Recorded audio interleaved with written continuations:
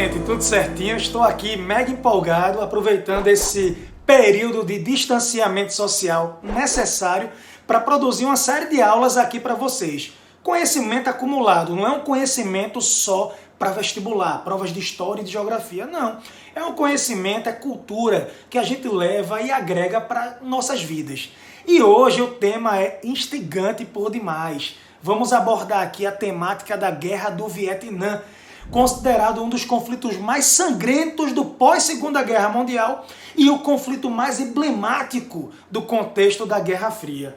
A gente afirma que a Guerra do Vietnã é um capítulo negativo no contexto militar recente dos Estados Unidos. E vocês vão entender bem direitinho por quê. Pois bem, para entender a Guerra do Vietnã, é muito importante que possamos voltar para o século XIX. Mais precisamente para a segunda metade do século XIX, quando a região do Vietnã, do Laos e do Camboja, a região que a gente chama de Indochina, foi dominada pelo Império Francês.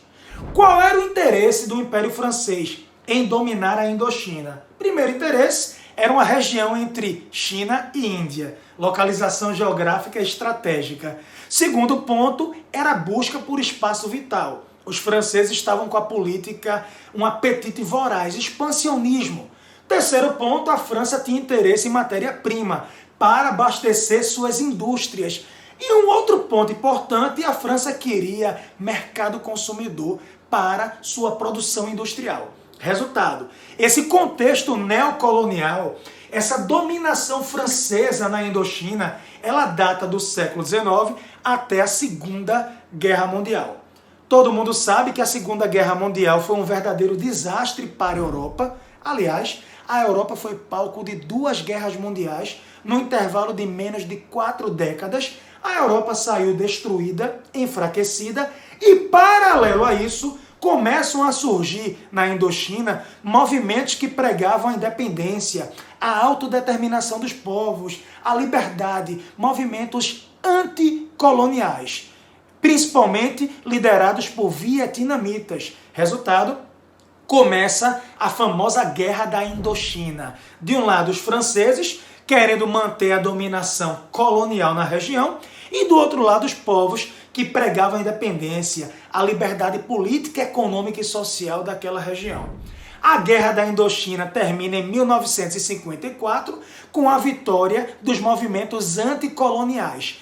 A França se retira da região e aí surgem 3 países independentes: Camboja, o Laos e o Vietnã. Só que no caso do Vietnã, ele já surge dividido em 2. De um lado, o Vietnã do Norte, capitaneado, liderado por grupos socialistas, muito influenciados pela China, influenciados pela União Soviética, e do outro lado nós tínhamos o Vietnã do Sul, bastante influenciado pelos Estados Unidos, pelo sistema capitalista.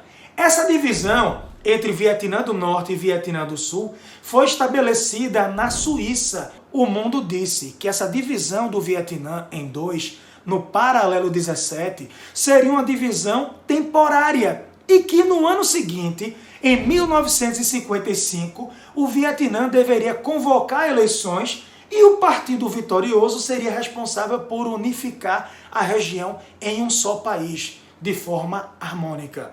Acontece, pois, que essas eleições nunca aconteceram, tanto por falta de vontade do Norte quanto por falta de vontade do Sul. Eram 2 governos ditatoriais que suprimiam os direitos humanos e nenhum deles queria o quê? Ceder o poder ao outro. Resultado, no lugar de eleições, o Norte e o Sul entraram em guerra. O cacete comeu.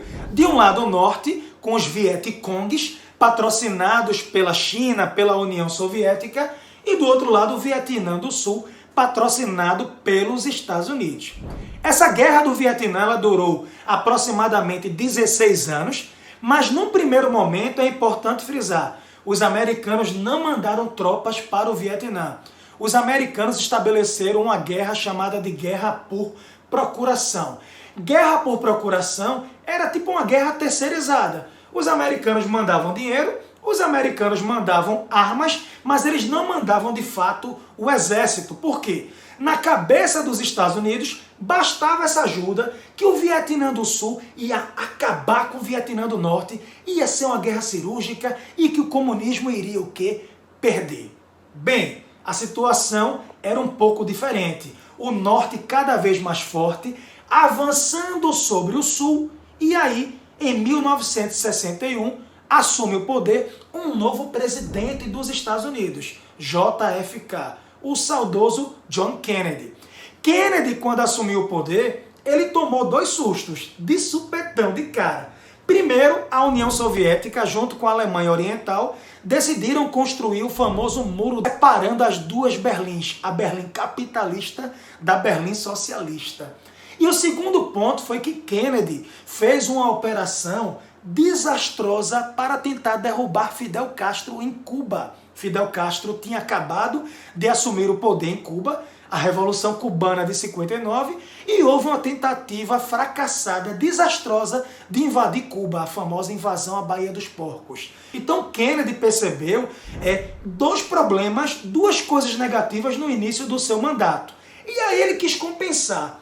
Eu vou mandar as tropas para o Vietnã, eu vou assumir a dianteira da guerra, porque o Vietnã do Sul não está dando conta do recado. E se o comunismo avançar, no Vietnã vai ser mais um baque para o capitalismo em plena Guerra Fria. Só que Kennedy, todo mundo sabe, em 1963, foi assassinado. Kennedy foi assassinado na cidade de Dallas, em um atentado que ficou conhecido mundialmente. Com a morte de Kennedy, quem assume o poder? O vice-presidente dos Estados Unidos, Lyndon Johnson. E ele decide dar continuidade, na verdade ele decide agressivar a política de Kennedy para o Vietnã. Ele manda reforço, tropas e tropas dos Estados Unidos para a região, para acabar com o comunismo do Vietnã do Norte e finalmente ganhar a guerra. Só que, calma, o que é que aconteceu? Para ele mandar as tropas para o Vietnã, para os americanos de fato entrarem oficialmente com tropas na guerra, tinha que ter uma narrativa, tinha que ter um pretexto. Foi aí que em 1964, um navio dos Estados Unidos, estacionado no Golfo de Tonkin, foi bombardeado, possivelmente por tropas do Vietnã do Norte. Historiadores dizem que esse ataque nunca aconteceu, que Lyndon Johnson, presidente dos Estados Unidos, inventou aquilo tudo para quê? Para ter uma narrativa, para ter uma justificativa para enviar suas tropas ao Vietnã. Pois bem, ele envia as tropas, a superioridade militar dos Estados Unidos era líquida, era evidente, mas os americanos sofriam grandes dificuldades. Primeiro porque o Vietnã do Norte, os Vietcongues, eles adotavam táticas de guerrilha. Eles tinham a liderança de Ho Chi Minh, que era uma grande liderança que deu um trabalho da gota, deu um trabalho grande para os Estados Unidos. Eles conheciam bem o relevo montanhoso local, as praias, conheciam bem as florestas, que eram densas. Eles adotavam uma tática de guerrilha. Então os americanos tinham as melhores armas, tinham tropas numerosas, mas eles não conheciam bem a geografia da região. Isso era uma vantagem para o Vietnã do Norte, comunista, e uma desvantagem para os Estados Unidos.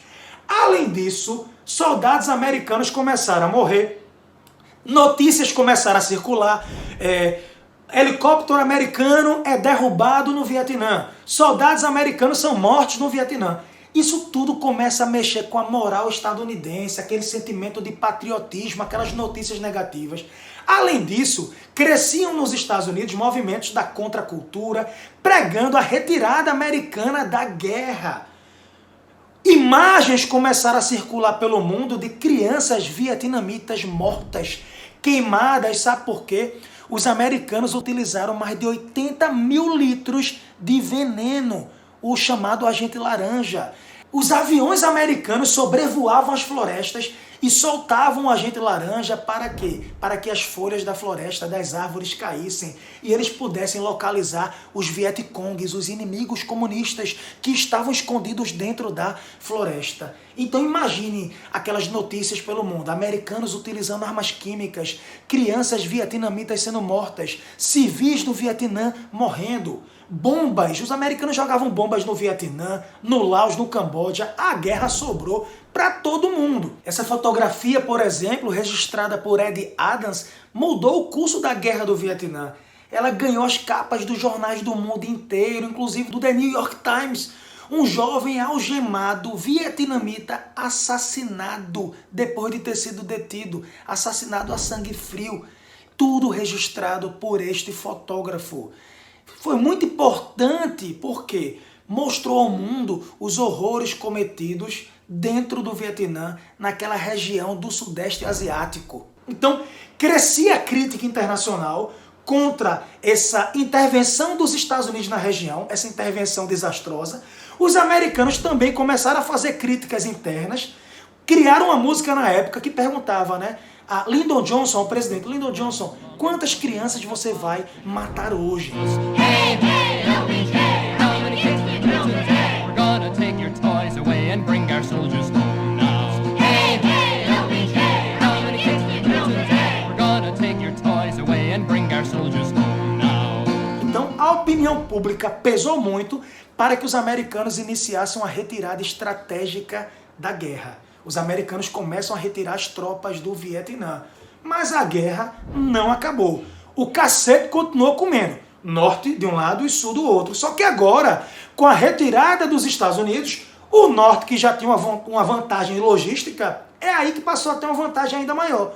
O norte invade o sul e consegue, em 1976, vencer a Guerra do Vietnã. Então a Guerra do Vietnã foi vencida pelo norte comunista, que invade o sul e consegue unificar o país diante de um governo socialista. Importante frisar, da década de 90 para cá, o Vietnã vem experimentando uma grande abertura econômica e recebendo empresas do mundo inteiro. Procurem depois da aula no guarda-roupa de vocês camisas, calças, casacos, sapatos. A gente tem um monte de roupa made in Vietnã. O Vietnã virou um grande tigre asiático, um tigre da nova geração, atraindo empresas, principalmente indústrias de bens de consumo não duráveis. Por quê? O Vietnã tem uma mão de obra extremamente barata. O Vietnã tem leis ambientais que não são tão rígidas. O Vietnã, ele tem uma carga tributária menor, então virou um país muito atrativo para esses investimentos. Outra novidade é que de décadas para cá, o Vietnã vem experimentando uma grande abertura para o turismo, aproveitando as ilhas paradisíacas, as praias do país que são belíssimas, as florestas com grande biodiversidade, os parques nacionais, mas 40 e poucos anos depois da guerra, o país ainda sofre com as cicatrizes deixadas. Exemplo, dizem que mais de 2.000 bombas que foram jogadas na época da guerra simplesmente não foram detonadas. Elas não explodiram e estão lá, no solo, enterradas.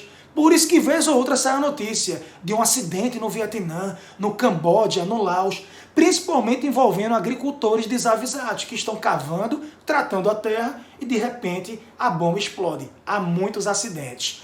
Um segundo ponto é que há muita dioxina ainda pela água, pelo solo, muita química da época do agente laranja. E isso ainda contamina as pessoas e causa uma série de doenças. Mas há uma perspectiva de dias melhores para esse país, que agora tem como desafio pegar esse crescimento econômico e transformar em bem-estar social para a sua população. Espero que vocês tenham gostado da explicação dessa aula. Eu vou deixar aqui uma filmografia, com os principais filmes que abordam a Guerra do Vietnã. Eu não vou cometer nenhum spoiler aqui, mas eu vou dizer, tem filme que conta a Guerra do Vietnã pelo viés dos Estados Unidos, com aquela questão heróica, e não passa a ideia de que os americanos perderam a guerra. E eles perderam. Alguns filmes não, são mais sensatos, são mais reais e contam o ponto de vista verdadeiro dessa guerra tão emblemática do contexto da Guerra Fria. Gente, quem gostou, prestigia o professor, ajuda compartilhando com as pessoas. Vamos contaminar as redes sociais, não de coronavírus, não de agente laranja, mas sim de muito conhecimento, de muita cultura. Conto com vocês, um forte abraço.